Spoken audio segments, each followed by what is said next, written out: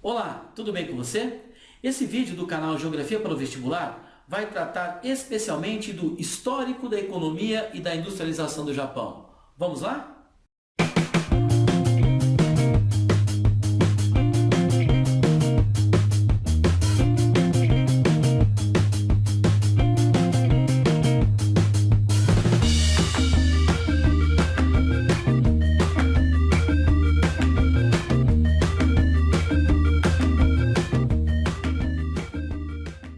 Como eu já salientei para vocês no nosso vídeo sobre aspectos sociais e alguns aspectos econômicos do Japão, aqui no vídeo, está aqui embaixo, não assistiu?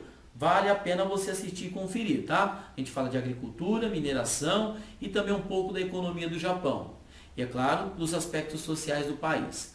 Bom, o Japão é um país cuja formação geológica mostra uma carência em recursos minerais.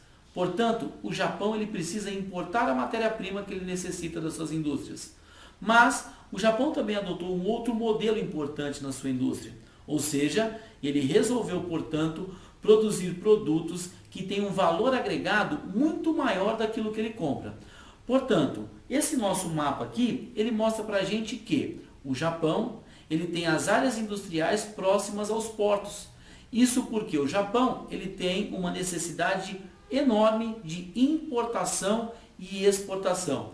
Importa matérias-primas, importa produtos agropecuários, ele necessita importar aproximadamente de 20 a 25% dos produtos agropecuários que ele necessita, mas ele exporta. Exporta tecnologia, ele exporta produtos eletroeletrônicos, ele exporta automóveis, ele exporta produtos voltados para a informática, ou seja, exporta bastante. Mas notem a diferença, porque vale muito mais um container de produtos eletroeletrônicos de alta tecnologia do que, é claro, um container de soja ou de trigo ou de produtos voltados para o setor primário da economia.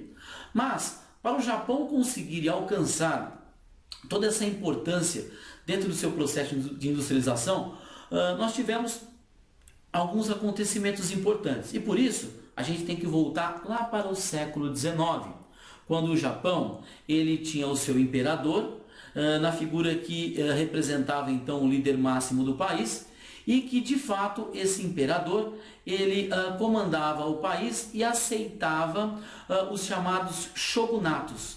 Os shogunatos eram áreas rurais onde você tinha a presença dos shoguns. Se assemelha basicamente a um sistema feudal do que nós encontrávamos no Ocidente.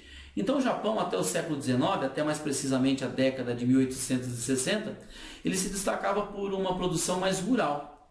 No entanto, a partir da década de 1870, o Japão passa então por um outro processo de administração do imperador Mutsuhito. Esse imperador ele vai dar início à era Meiji até a década de 1910. Ele acaba com os shogunatos e começa a incentivar a industrialização do Japão. A partir da era Meiji, nós teremos a introdução dos chamados aibatsus, que eram grandes grupos familiares que tinham um monopólio de certos setores industriais no Japão. Então, grandes empresas japonesas que nós conhecemos hoje, como por exemplo a Toyota, como por exemplo a Honda, como por exemplo a Toshiba, têm origem nesses grupos familiares que surgem no Japão com os aibatsus. No entanto, nós passamos por um período de guerras mundiais e chegamos até a década de 1950. Nós sabemos que o Japão ele sai derrotado da Segunda Guerra Mundial e isso, é claro, vai fazer com que ele sofra uma intervenção estadunidense. No pós-Segunda Guerra Mundial, nós temos um outro boom da industrialização do Japão. Por quê? Os aibatsus retornam com força, nós temos uma mão de obra barata, extremamente disciplinada e tecnologicamente preparada, e nós temos também os investimentos estadunidenses. Mas o Japão, ele consegue se sobressair, se afasta desse poderio estadunidense em seu território e ascende como uma das mais importantes economias do mundo. Mas lembre-se do que eu disse a vocês, o Japão vai priorizar o quê? Tecnologia, qualidade e produtos de alto valor agregado. Por isso, na década de 80, o engenheiro da Toyota Taiichi Ohno resolve afastar o modelo fordista dentro do Japão. Porque o modelo fordista ele exigia então grandes espaços de plantas industriais, exige também a necessidade de estocagem de produtos, e é claro, isso vai totalmente contrário ao que nós encontramos no Japão, que é escassez de espaço, escassez de recursos minerais. Então o Japão ele vai promover, a partir de Taiichi Ohno, lá na Toyota, um novo modo de produção, que nós chamamos de toyotismo.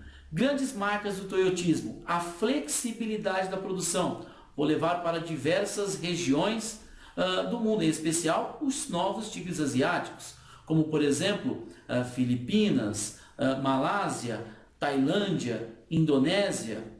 Também vou promover um alto controle de qualidade.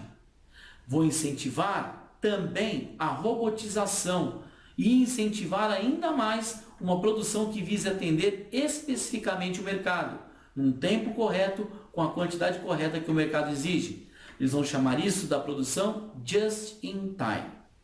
O Japão, então, é um país que depende de importações e exportações. Reforço isso mais uma vez. Por quê? O principal parceiro comercial do Japão passa a ser os Estados Unidos da América, desde o período pós-Segunda Guerra Mundial. Porém, em 1993, quando Bill Clinton assume o poder nos Estados Unidos, ele promove uma mudança no país. Ele vai desvalorizar o dólar para deixar de lado a grande percentagem de importações que o país realiza. E como o Japão ele depende de exportações, o seu principal parceiro é os Estados Unidos, nós temos uma crise ferrenha no Japão. O Japão dificilmente consegue superar uma crise durante essa década de 90. A produção, é claro, ela ocorre, ele tenta buscar novos mercados. No entanto, no final da década de 90, em 1998, nós temos a grande crise asiática que afeta a Indonésia e, é claro, a Indonésia é um grande exportador de petróleo para o Japão também. Crise dentro do Japão. Avançamos para a década de 2000. Em 2008, bolha imobiliária dos Estados Unidos. Afeta também a economia japonesa. Fortíssima crise. Quando o Japão começa a se recuperar, chegamos em 2011. Um forte tsunami atinge o país. E esse tsunami também provoca uma crise energética que, consequentemente, promove uma crise produtiva e uma crise econômica no país. Em 2013, quem vai assumir o governo japonês é esse cara aqui, ó, o primeiro-ministro Shinzo Abe. Shinzo Abe vai adotar a política do ou vai ou racha. Eu preciso tirar esse bendito Japão dessa crise econômica. Então ele vai promover uma política de desvalorização do iene, uma política de incentivo às exportações e uma política também que vai promover pesados investimentos estatais dentro do território japonês. Isso em 2013. E até agora, 2017, nós estamos notando que o Japão consegue obter números expressivos em sua economia, tentando então sair da sua crise. Essa política ela recebe alguns nomes, por exemplo, por conta do nome do nosso Shinzo Abe, ela pode ser chamada de Abeconomics, ou então a política das três flechas. E aí, dependendo do artigo que você vai ler sobre o assunto, você pode encontrar várias formas de nomenclaturar esse tipo de política adotada por Shinzo Abe. É importante destacar esse mapa aqui do Japão, ó, que ele apresenta para a gente vários pontinhos. Algumas localizadas, por exemplo, lá em Hokkaido, onde nós temos Sapporo. As outras localizadas aqui, por exemplo, em Honshu. E algumas também em Kyushu e Shikoku. São os chamados tecnopolos japoneses. Tecnopolos, centros onde se concentra tecnologia, onde se concentra uma mão de obra altamente especializada, onde se concentra centros universitários e também de pesquisa. Então, o Japão hoje, economicamente falando, busca essa estabilidade na sua economia, é a terceira maior economia do mundo e, é claro, merece toda a nossa atenção, porque é um país que também dita algumas regras econômicas dentro dessa nova geopolítica. Ok? Valeu! E aí, gostou do nosso vídeo? Dá um like aqui, ajuda a gente. Já compartilhou? Compartilha! Compartilha no Facebook, compartilha no Twitter, compartilha nas redes sociais. Convide seus amigos para também se inscrever no canal Geografia para o Vestibular, para que eu continue ajudando você a buscar uma nota bacana no Enem e também conseguir a vaga na sua universidade preferida. Valeu!